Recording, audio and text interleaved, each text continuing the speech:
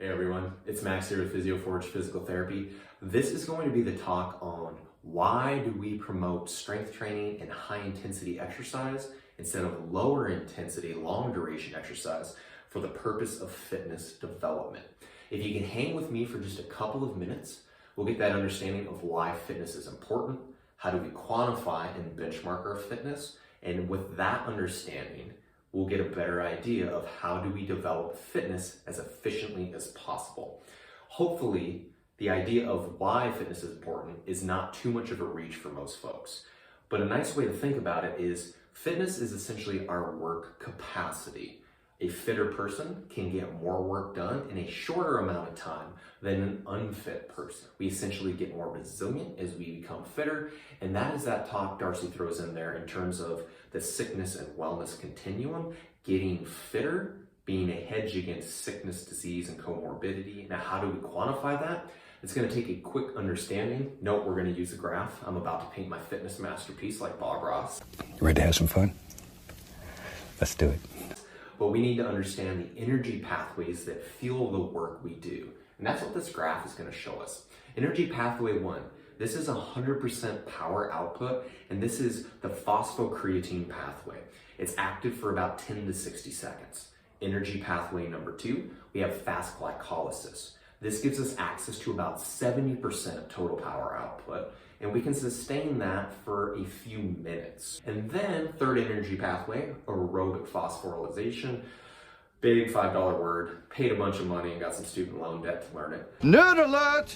But essentially, that is our aerobic pathway, and that is what is fueling bouts from minutes up to hours. And we can produce about 40% of our total power output in those type of efforts. If we quantify that on a graph really quick, we have 10 seconds, 1 minute, and 2 minutes. This axis is time, and this axis is power. So if we think of full power output, phosphocreatine pathway, maybe that is a 200-pound back squat, or maybe that is lifting something heavy up off the ground, putting it in the back of a truck or in a trailer. Quantified on this graph, we have 100% power output. We've got our time domain. Let's say our line looks something like this. Ooh, drawing pretty straight lines today. And we've benchmarked that, we can quantify it. Let's say 200-pound back squat or a 200-pound deadlift, for example. Next energy pathway we talked about, fast glycolysis. We have 70% power output, give us a 70. That line will look something like this.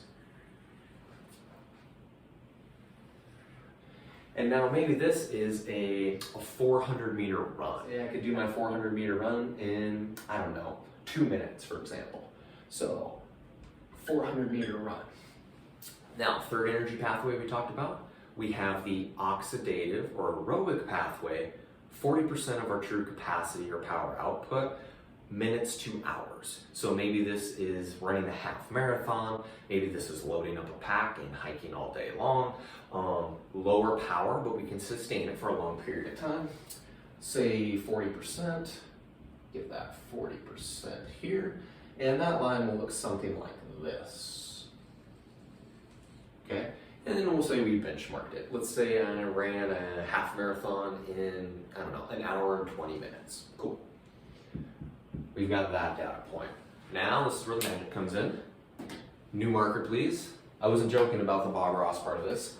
We can then connect these dots for energy pathway 1, energy pathway 2, energy pathway 3. And fitness is essentially everything under that line. So I've just quantified my fitness and explained it. So everything shaded under the graph. This also comes, this methodology and this description, this definition, from CrossFit.com specifically, or I should say CrossFit, not CrossFit.com.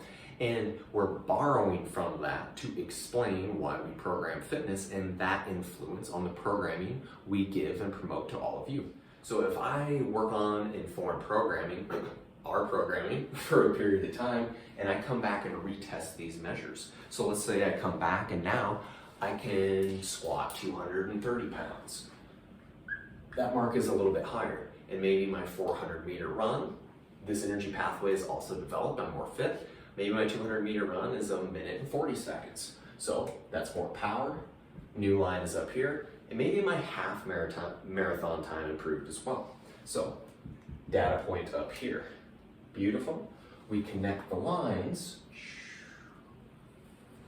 Gotta give those noises. And now the new curve for fitness, your increase in fitness, is everything now under the line.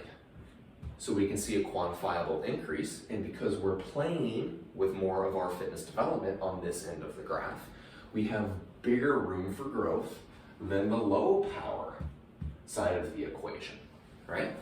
So people usually do pretty good out here on their own because the intensity level is not so high. That's where we come in with the programming we provide to all of you.